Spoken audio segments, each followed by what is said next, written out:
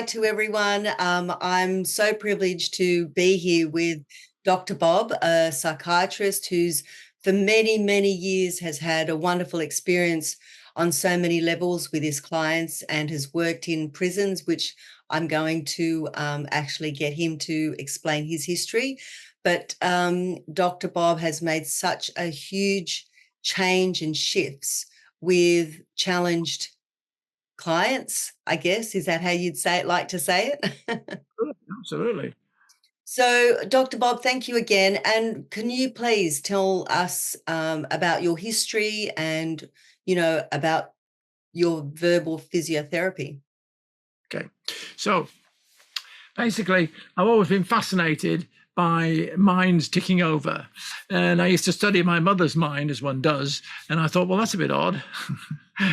There must be an explanation for that somewhere. Anyway, so when I was about 16, I worked as a holiday job at a local mental hospital and met people with psychotic symptoms and depression and so on. And I said to myself, there must be a talk therapy for this condition. I set myself an ambition. So I was in a medical training school. I went to Cambridge. I did a third year at Cambridge. It wasn't clinical. It was psychology, which was boring most of the time. And I did a lot of philosophy, which was not boring. And then I did my clinical training. And then I did my pre-registration year. And then I did my 6 months in psychiatry. Now, I was very careful where I did the 6 months psychiatry. That was my first full-time psychiatric job. And I worked at a hospital called Claybury. And Claybury was one of the pioneer hospitals in the outskirts of London, which was doing what they called therapeutic community. Now, the therapeutic community involved the whole of the community in the therapy. And so every morning we had a ward meeting with 50 people sitting round. The cleaners sat in there because they were part of the staff. They were all part together. And I had group therapy and learned a lot about myself from group therapy. And that was the first 6 months. I then went to the United States, got married, got to the States, worked in a large lunatic asylum, upstate New York. Right. Most of the doctors were refugees like me. And I had some interesting training at the Columbia Presbyterian Psychiatric Institution in New York. There was an interesting man there called Rosen who did group therapy for psychotic symptoms, which was very unusual. And I grilled him on what he was doing and why he was doing it and why a mixed group rather than a single-sex group was more important, because it's more real. It's more real, he said, which, of course. And so I learned a lot from that. I came back to this country and vowed not to work in a large institution, because you work in a large institution, you get a little politics and the layers and so on and so on. So I worked in a peripheral hospital, Bishopstorf, a little small town outside London, and they had 2 psychiatric wards, one male, one female. And I was the junior doctor in charge of the female ward, and I had a very lazy consultant. He was only there Wednesday and Friday afternoon type of thing. So I was discharging people, admitting people, and having a wonderful time. Wonderful time. I was there 2 years. However, though the 2 years coming to an end, I started getting applications for important jobs. And I got a very good job offer up in Newcastle with the university, first assistant to professor, very good career move. And I went up there and I thought, I won't be doing as much clinical work as I am here. So I turned it down. Right. And then shortly after, the consultant called me in one day. He said, "You're not a team player. You don't give electric shock treatment." And which is true. I thought it was barbaric and still do. And he then blocked me from any further interviews, let alone promotion. There was a backwoods job in Shrewsbury. I wasn't even interviewed. Wasn't even shortlisted. Ridiculous. Because he'd written they'd send him a reference. Who's your reference? Well, my consultant psychiatrist, a reference, and he said, "This man isn't a team player. Don't touch him." So, so there I was. I had 3 children. I had anyway. So I moved sideways into general practice, which I didn't want to do.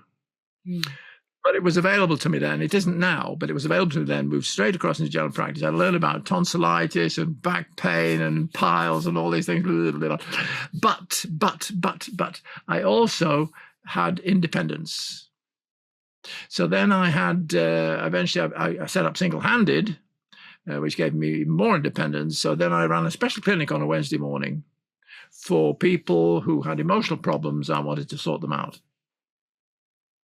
And over a period of 20 years, which is what time was there, I gradually got confidence in myself, basically. And as I now looking back, my fear of my father went down. I did not had it. I would deny it, but it was there. Because after 19 years, in September 1986, I have the axe lady, I call her, who, after 9 months talking about everything else, suddenly said, did I ever tell you this story? When I was 6 years old, she was now 40. I was 6 years old. My mother took me upstairs with my brothers and sisters, put the furniture up against the bedroom door. My father came up the stairs after with a hatchet, broke holes in the door and said, I'll bloody kill you all. I said, no, you didn't tell me. Bang. Right. Dunk. She didn't tell herself, so she couldn't tell me. Therefore, the most dramatic and most awful thing that ever happened to her was out of bounds. She couldn't talk about it. Now, what had helped me in that, apart from a determination to find something going wrong, what had helped me in that was, first of all, in the early 70s, when I first began, and I had these sort of sessions with people, I noticed that they would suddenly get a bit sheepish, as if a third party was in the room. Like, don't. I thought, what do you mean? There's only 2 of us. What's going on? I didn't know what it was. But then, as I say, in 1986, bang, I said to her, prior to that, I said, well, your father's dead. I knew her father was dead. Her father died 4 years before because it was a family practice. He'd been in the family practice. I was a family practitioner, after all. I probably treated him, and he died in the ordinary way. But you couldn't blame him. I said, well, he's dead. The illogic of that hit me. I thought, he can't do anything. So, I mean, then came out, obviously, the fear of upsetting him still, even though he wasn't there. The first sign of the parental figment. Yeah, right. So that was I lodged that. Then I took video of that to the United States on 2 occasions. So first for 3 weeks, and then I met somebody there. I said, well, what you're talking about is the long-term effects of child abuse, which I hadn't clocked, hadn't put it together like that. So the next time I went for 3 months, I went right across the States, gave a talk to a conference in Dallas, went across to San Francisco, went up to Alaska, and went to about 30 different centers for treating child abuse. All the while you knew that it had something to do with issues started with parental. Well, the parental bit gradually became clearer and clearer, but what I knew was they couldn't tell you directly. Right. You had to go around the houses. You'd have to say, I knew there was something they couldn't tell you, and it was something to do with childhoods. I wasn't very clear.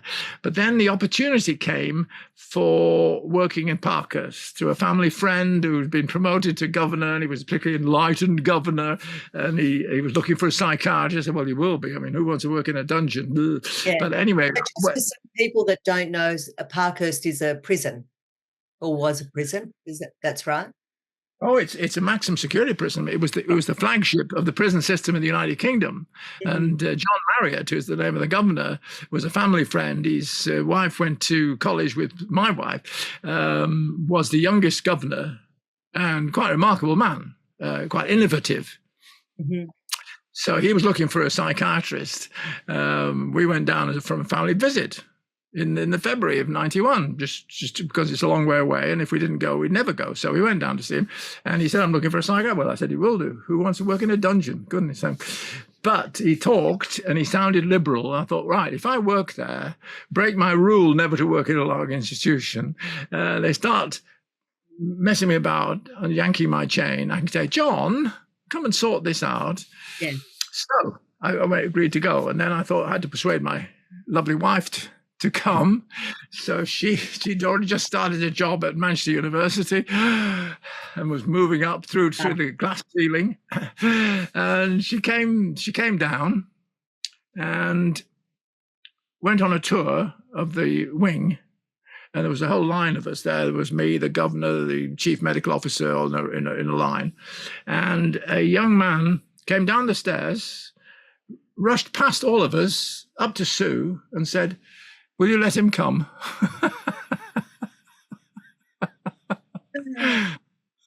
There it was.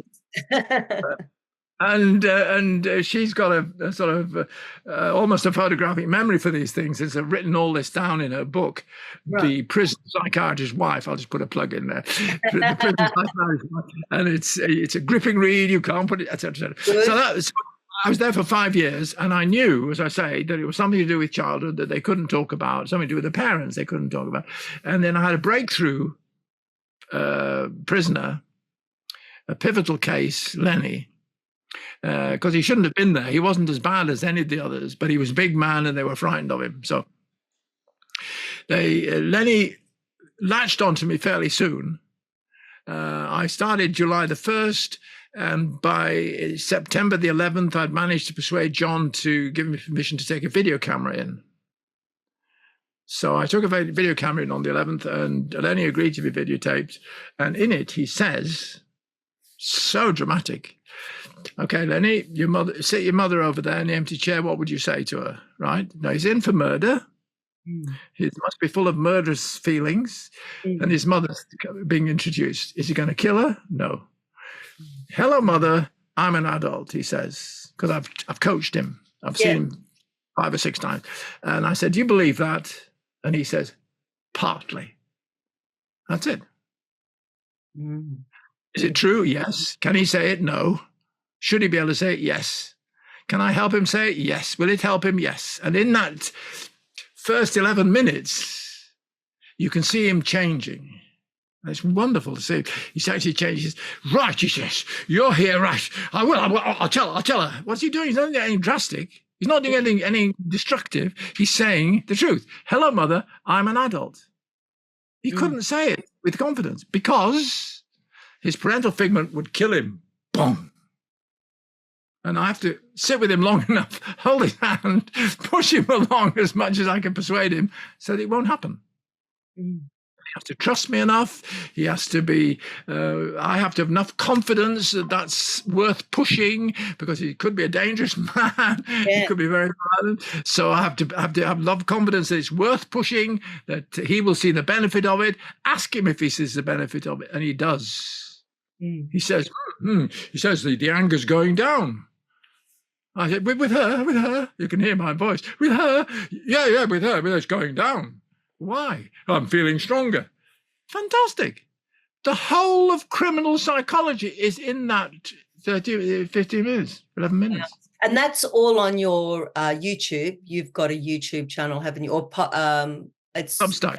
It's Substack. So all of if you put Dr. Bob Johnson Substack, it'll take you straight there. Right. So because that, like you said, I've seen it, and it is a pivotal, change in him. And that then helped a lot of your other prisoners that you helped. Having that same theory and utilizing that. First of all, it convinced me, right? I'm going in there. The whole of the medical profession says these people will never change. There's no point. You're wasting your time. In fact, we're not going to let you do it. Once we find out you're doing it, we're not going to let you do it. So, but and some of them didn't change at all, and some of them took 2 years to change.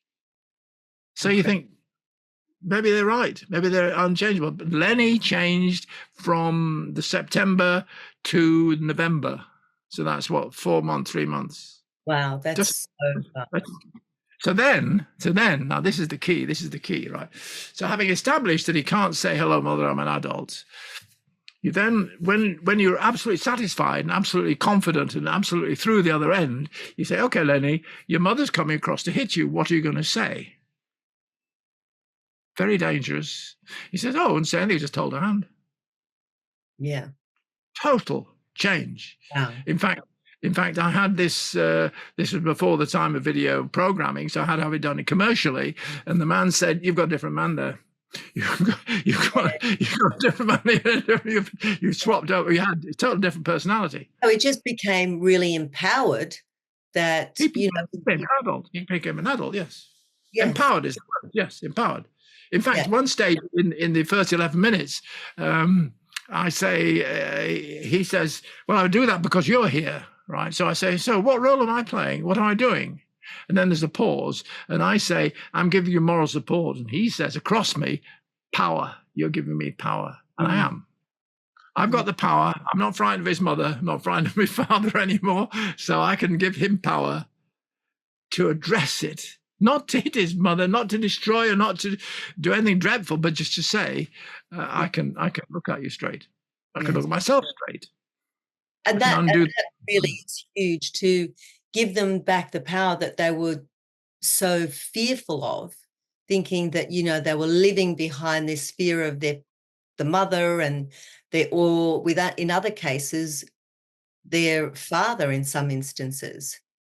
Oh, either parent. Either Mm. parent. It could be either parent.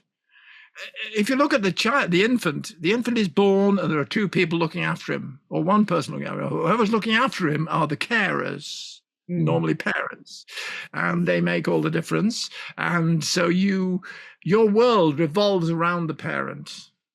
Do the parents clothe you, feed you, keep you warm, cuddle you, things like yes or no? And if they don't, then that's the world. The world is full of people who don't care, who don't bother. They won't look after you. You're sunk. And so they come out of life and they're fighting. So you have to say, "Just a minute, laddie, you were born lovable, sociable, and non-violent." And then you keep going until they say, "All right, I was." Yeah, that's right. And so you really brought that, amazing, understanding of the parental, figment, and you brought that into so many other clients that you changed as well. I mean, changing so many, whether you did change some or not, it's the fact that you changed a lot of the prisoners, so much so that the violence actually reduced, didn't it? And There was no violence at all. It was a special unit set up for the most violent, unstable lifers in the prison system. And it was a very good idea. It was set up in 1986. So I arrived 1991, 5 years into it. And then for the first 2 years, I was working through getting my message across. And in the last 3 years, there was no violence at all. In the first 7 years, there were 20 alarm bells every year. wow. Somebody has a fight, somebody gets, and there was a murder too before, fight, bang, alarm, alarm, alarm. But in the last 3 years, none. And that's unique. Unique for an entire maximum security prison anywhere in the world.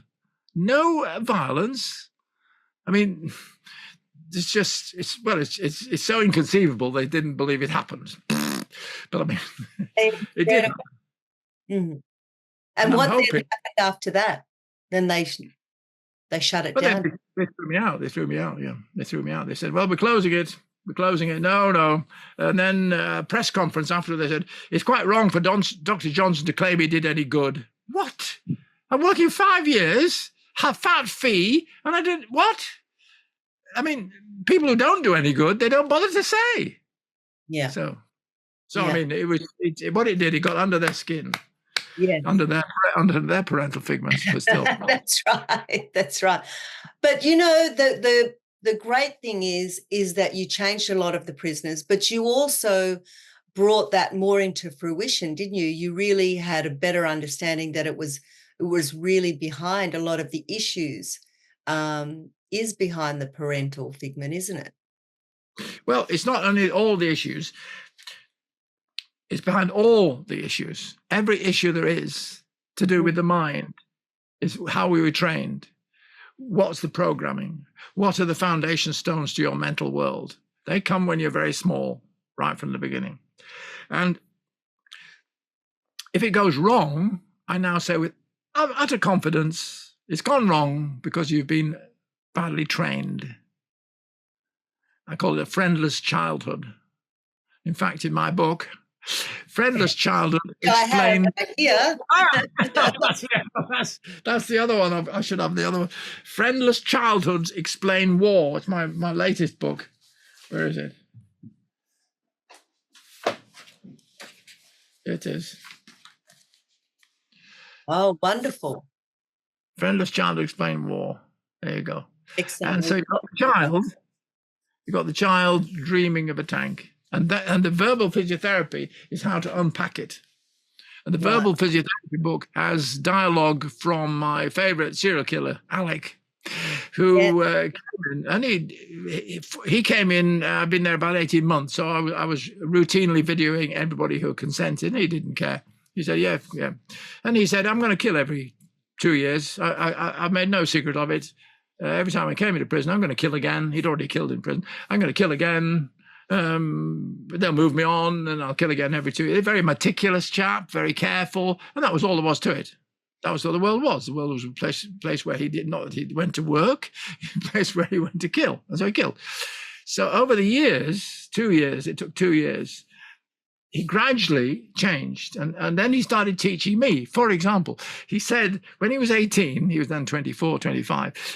He said, when I was 18, I got married, I have everything I wanted, but I could only talk with my fists. I could only talk with my fists. So by the time he could tell me that, he could talk with his tongue. Wow. So he'd been taught violence by his father, a particularly violent father, and violent school. So that was the language. You either hit people or you didn't get on. They hit you or you hit them, and you could talk with his fists. That's his phrase, and it's a brilliant phrase. He needs to talk with his tongue because people like to talk. They don't like to be hit. They like to talk. And he talked, and he never killed again. Never killed again. That is... I saw him again in sort of 10, 12 years later. The prison service was quite appalling. I had to go as an ordinary visitor. They wouldn't let me take even a pen into the session with him. We were in this large room alone, so I gave him a hug. Oh. And he never killed. If I had a camera over my shoulder, oh wow, it would have changed anyway. I didn't, and that's the end of the story. But he's never killed again. He will never kill again. In fact, he will stop people killing people. Yeah. Whereas before, it was all there was. Yeah, that is so huge, Dr. Bob. And just to go into, you are talking about, the parental issues. Tell me what, a bit more about that and how you help people using that therapy then, the physiotherapy side. Physiotherapy. Well, the phrase I've got is parental figment, right?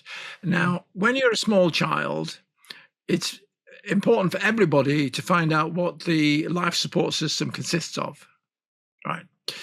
And you've got these mysterious adults 5 times as bigger than you, doing very mysterious things you can't understand. And they're going to either look after you or not look after you. So you can you can do what you can, but they are the one with the agency. They do, and you're done to. End of story. Right. Mm-hmm. So over the first 20 years of life, you're learning the language, you're learning behavior, you're learning agency. Or are you? Now, if your parents haven't got agency and they're doing what their parents told them, and they're all the way back, you're in trouble because they don't know what to teach. They've never learned it. It's not important. Everybody does what everybody tells them to do, and you hear it all the time. You have to do what you're told. You have to learn to take responsibility, to respond to what's going on, to take agency, right? Now, as the agency transfers across, then you can solve your depression, you can solve your psychotic symptoms, you can solve your violence, you can solve your crime, because you don't need any of those. You can get on by social delight, is what I call it, which is the agency interacting. Now, somebody comes in with a symptom. Doesn't matter how old they are, doesn't matter what the symptom is. It's depression, it's psychotic symptoms, whatever it's violence, it's self-violence, anorexia, whatever it is. I say immediately, this is infant strategies in adult life. Now, I have to be 100% convinced of that, because that's not what they'll say. And they'll give you lots of this and lots of other stuff and try and change your mind, and maybe even get violent to change your mind, but they don't accept that. So you just keep it to yourself and you say, this is my position and it will not change. Conviction. And the second conviction is that if they get rid of the infant strategies, the adult is sane, stable, happy, healthy, and helpful. Mm-hmm. So those are the two convictions. You have to have the conviction first that you can do something, that there is something to do about all these. I mean, the symptoms are just amorphous. I mean, there could be anything. Yeah. Could be absolutely anything. Absolutely. And, for a lot of the therapists like myself out there, this is a great way to emphasize to them, because when they have clients that come up to them that with depression or stop smoking or violence, or, as you say, whatever it is, that is just the symptom.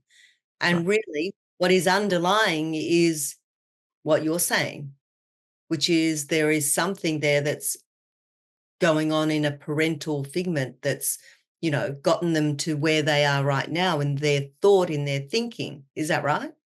Absolutely. It's a symptom. And what it shows, with varying degrees of severity, how far they are from adult status. Mm-hmm. Okay. An adult is lovable, sociable, and non-violent. That's what a healthy adult is.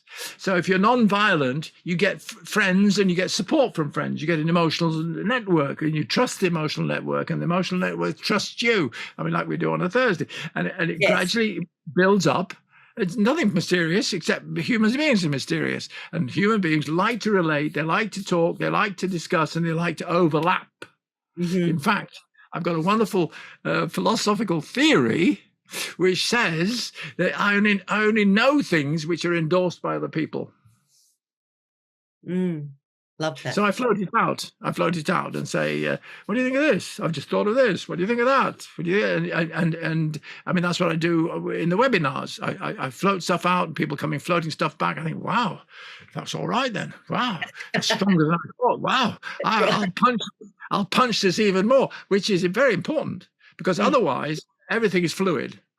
The outside world is fluid. You get thunderstorms, you get tsunamis, everything's fluid. The only thing which is possibly static, possibly reliable, is other people. And they're unreliable a lot of the time, but they can be reliable. Yeah. Now, what's happened to the person in front of you is they have never been taught they can be reliable. They've never known reliability, never. So you say, I'll be here at 11. You're at 11 unless you break your leg. Yeah. So, well, I think 11:30 will do. Oh, well, maybe tomorrow. No, that's not reliable. You have to build up trust in reliability. And it's incredibly simple, too. It's just incredibly simple. They come in with a whole panoply of symptoms. I'm not interested in those. I'm interested in what's gone wrong. Oh, nothing's gone wrong. No, I had a lovely childhood. Crap. So then you gradually tease them out. You say, right, if your mom was on the phone, what would you say? I told her, Mom, no. How about saying, try, Mom, I'll never see you again. No, I couldn't do that. How old are you? 45, 82. Is that odd to you? Do you find that at all odd? Well, I think it's stupid, but do you find it odd? Yeah. Well, yes. No, think about it. But nobody's asked them.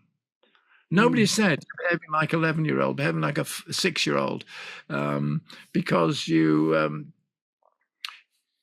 behave the way you always have behaved. This is the way you've always been taught. People hit you because that's what people do. So the only way to stop them hitting you is hit them first, and all this other crap. It's crap.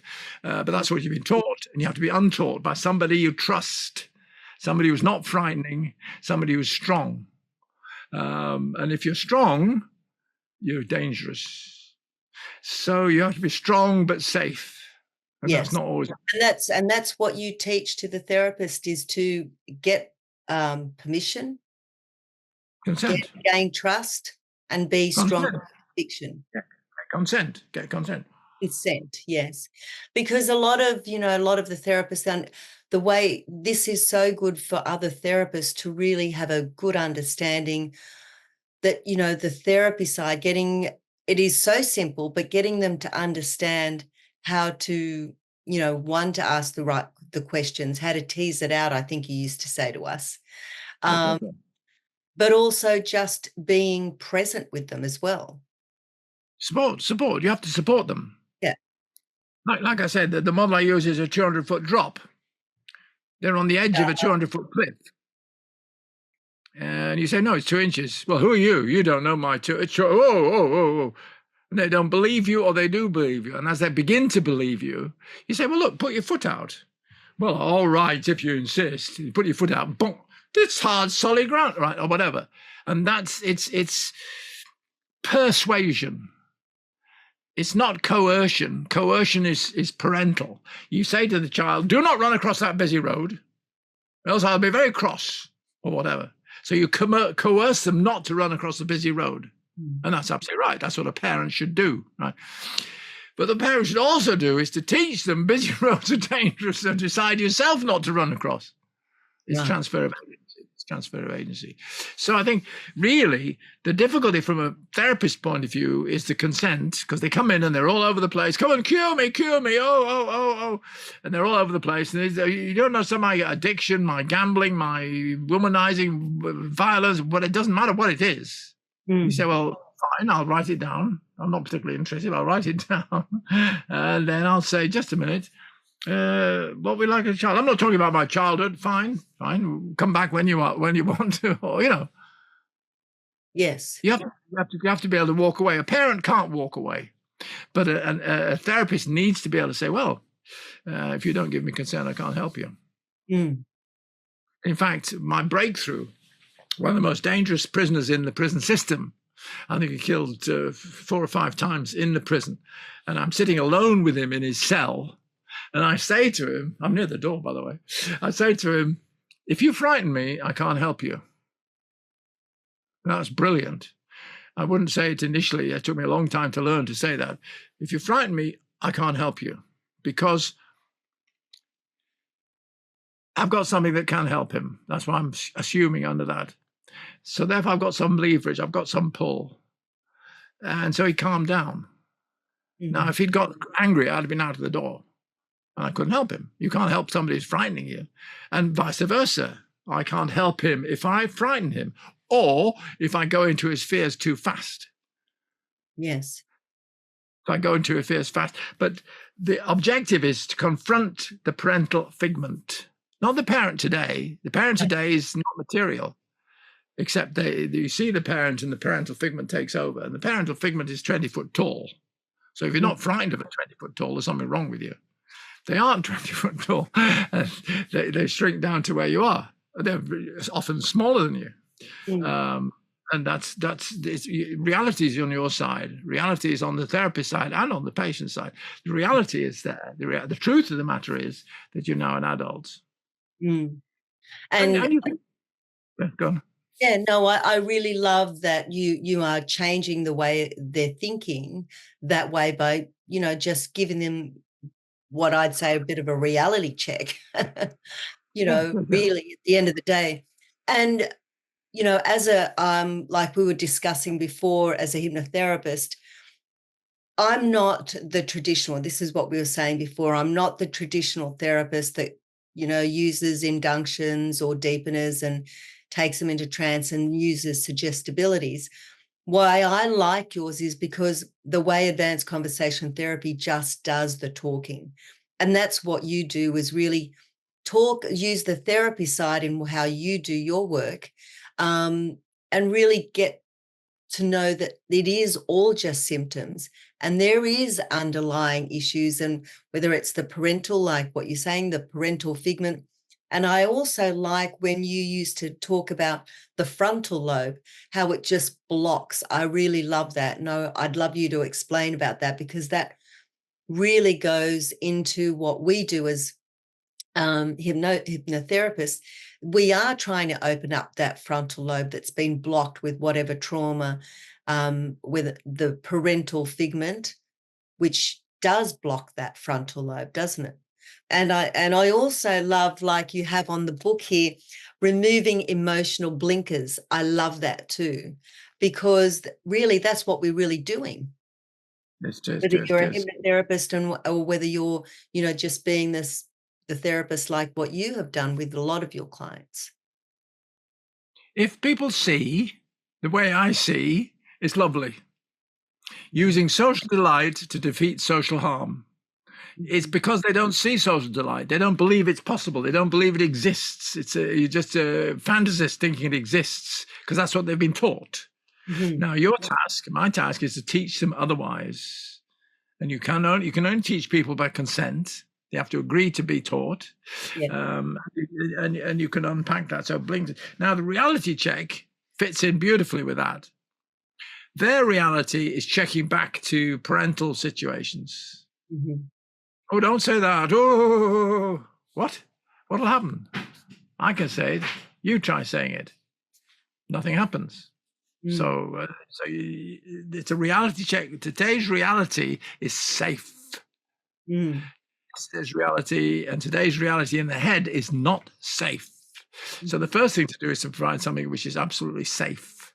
So they come in and you smile and you're friendly and you're supportive from the word go. Yes. You try various things. They don't want to go that way. Fine. You nudge them in a different way. You nudge them. You don't hammer them. You nudge them. You persuade. And this is not what people are taught. People are taught you tell them what to do. But if you listen to a good teacher, it's exactly what a good teacher does. A good teacher says, "Now then, try this. You'll enjoy doing this. Try that. You'll enjoy doing that." And that's what a good teacher does. And that's what the therapist should do. It's emotional education. Right. So let's move on to verbal physiotherapy. To my delight, 6 years or so after I'd made the breakthrough with the Axe Lady, Bessel van der Kolk published some studies of PET scan studies of the frontal lobes and the speech center. And what he found was that you play an audio tape of a car crash, a gunshot, or whatever the trauma was, and the frontal lobes go offline and the speech center goes on offline. And what happens is the blood supply and the oxygen supply goes to arousal. Okay? So you don't bother thinking. You get out of there. The house is on fire. And I say, well, I wonder what started it. No, boom. Oh, you're dead. And that's as it should be. Your frontal lobe should stop. Your speech center should stop. And you should be out. Panic. Right away. Boom. But the problem with this is that you get panicking for the rest of your life. The axes are going to fall all the time. It's a 200-foot drop.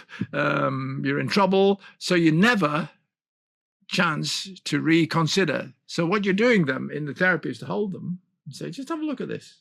I'm not frightened of talking about your mum. I'm not frightened of being rude about your dad. I'm not frightened of him. Really? Well, that's most unusual. Or whatever. And then you gradually unpack it. So basically what you're doing is recirculating the frontal lobes. Now, if you look at Lenny, you can see it's a bit like the trance you were saying. It disappears. Or he says, I can't say that. Oh, I couldn't say. Well, I could try. I could try. And it's very difficult. What? Hello, mother, I'm an adult. What? That's not even breaking any secrets. It's not betraying anybody. Oh, I'm not sure. Do you find it surprising you can't say yes? Now, once he says that, you're on the home run. Yeah. Once he says that, then you can do it. But I must say, what's fascinating about Neil, who keeps coming to our groups, right? What is he, 76 now? And I first saw him 24 years ago, right? And he came in and I said, I think you need to detach a bit more from your mother. That's absurd. That's absurd. And he did that for 5 sessions, but he went out less miserable. He wouldn't accept it. but he was less miserable. And he knew at one level that what I was telling him, though it took him, I don't know how many years to digest, he knew it was right. Part of him knows it's right. But because his mother was so powerful, and he is so powerful with his mental furniture and his intellect, very powerful intellect, he built very thick concrete. Do not go there. Do not look at mum. Do not discuss mum. That's all over. It's nothing to do with you. You can do nothing about it. Don't even talk. So he didn't. And even now, he comes up and says, oh, is your mum still there? But you know what you've done. I know exactly. But what you've done is that, whether a small part, that's still a huge transformation. That's still a huge change. If he's come out of your sessions and he's changed and he's feeling better than what he came in, that's huge, Dr. Bob. And that's all what we want to do, is give all of our clients that change, that different perspective, that, you know, you can feel, look, be better. And if it's that thick, that concrete, it's going to take more than just, you know, one session, right? And what you slot into that is agency. You say, right, now you are in charge of how you feel. You can say these fears. Like I say, there was this 14-year-old schoolgirl who was off school phobic for 9 months. And eventually she started going back again. As she goes down the garden path, she says, I'm 14, not 4. I'm 14, I'm not 4. 14. She's telling herself. And she's getting confidence. So when I tried this on Neil, I'm 76, not 6. He said, I'll try that. And he gets the benefit from it. Yes. Because it's kind of slipping past his own defenses. And I love... Sorry, Dr. Bob. Go ahead. No, I'm just saying that that's so good for, like what we said, any symptom. Like if you're dealing with anxiety, if you're having panic attacks, if you're OCD, and even like what we've said in many of our chats before, people that have ADHD as well, it can help them. Even though, you know, because it's that consistency of having things to be perfect. Now, you even said, even if you have perfect parents, or if they had perfect parents, there's still some issue that underlying, isn't that right? You can't blink it. The fact is, if you have perfect parents, perfect childhood, then you don't have these symptoms. So if you have the symptoms, whatever it was, and I don't mind what it was, then it's over. Childhood is over. So whatever happened, good, bad, indifferent, what we're doing now is your ADHD or your OCD or whatever it's going to be. You say, just a minute, do you want this? Well, no, I'd rather, well, then let's work out where it comes from.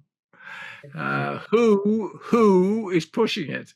Parental figments. Ring up your mum and say, I don't want to do OCD anymore, or I don't want to be ADHD anymore. ADHD is classic, right? ADHD, don't get me started. ADHD is blocked frontal lobes. You can't plan. You're so busy doing this and your attention is all over the place because your frontal lobes aren't saying, now, if you want to do this, do 1, 2, 3, 4. That's what normal planning and normal attention does. Well, I can't do everything at once, so I'll do this first, then that, then the other, and you work it out. ADHD is, don't work things out. Oh, no, dear me. If you work things out, oh, my, 200-foot drop. No.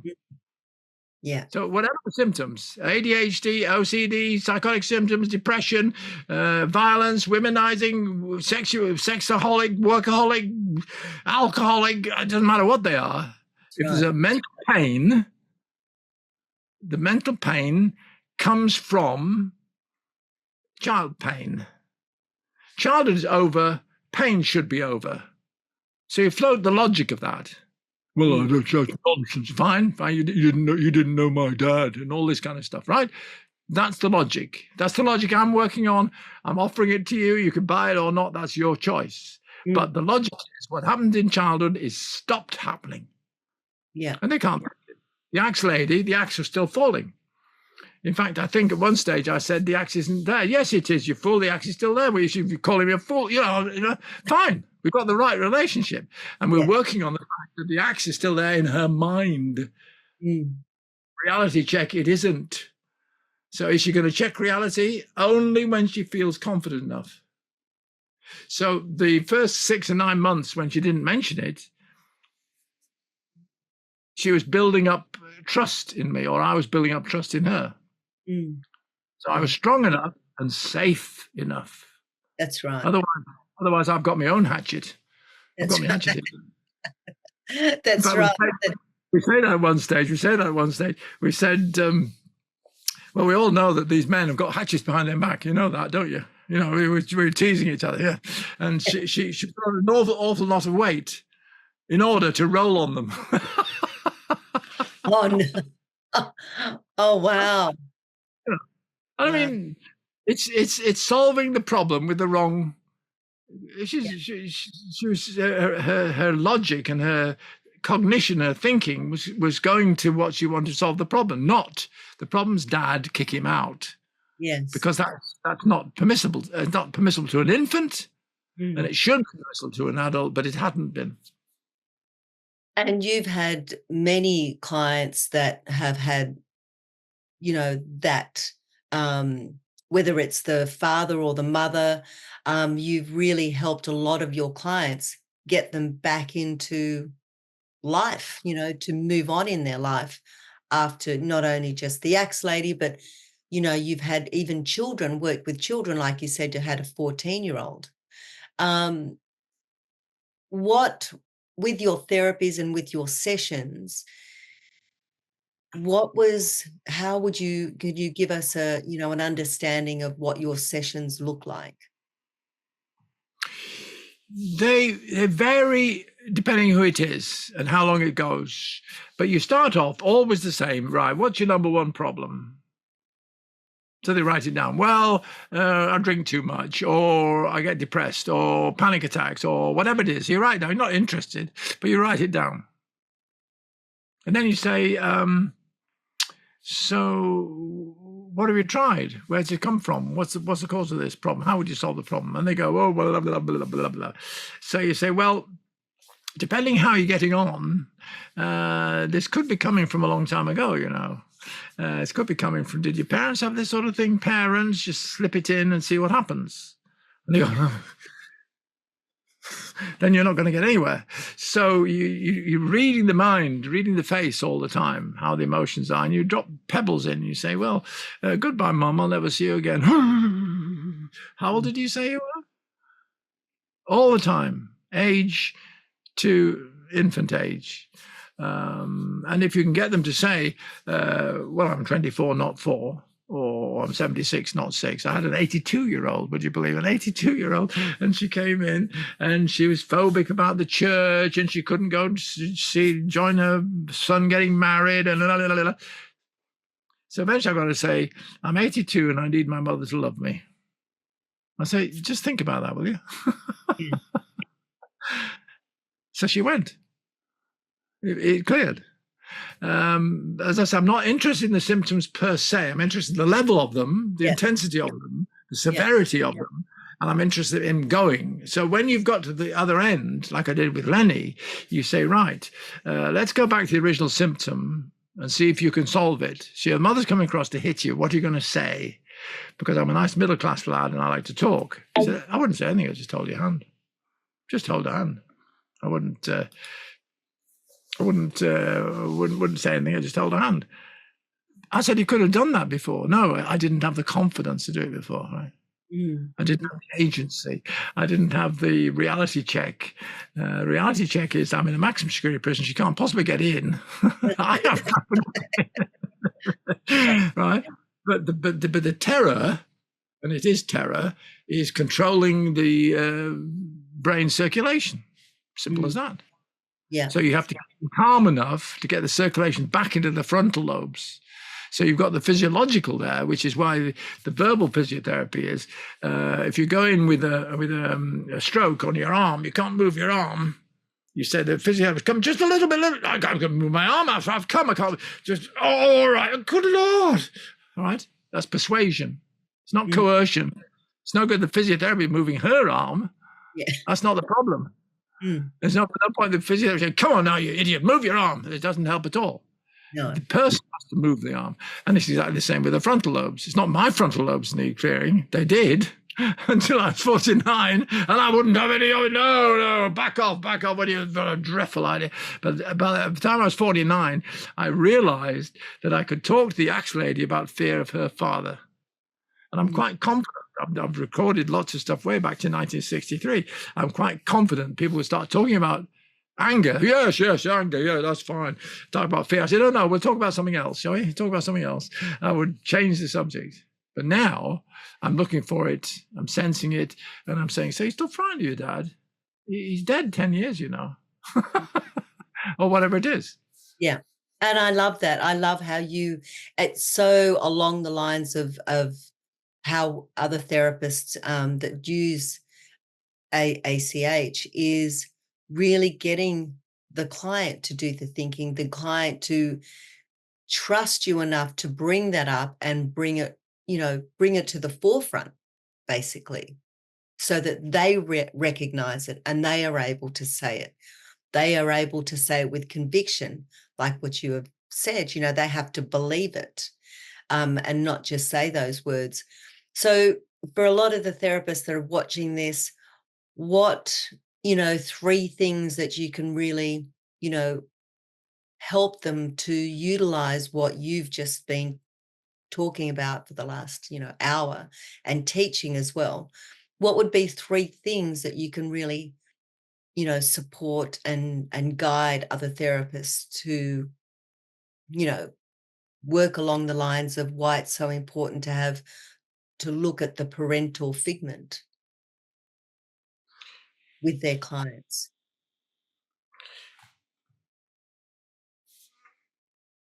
Well, you go back to 2 convictions. The first conviction is that for whatever the variety of symptoms, there is a hidden cause.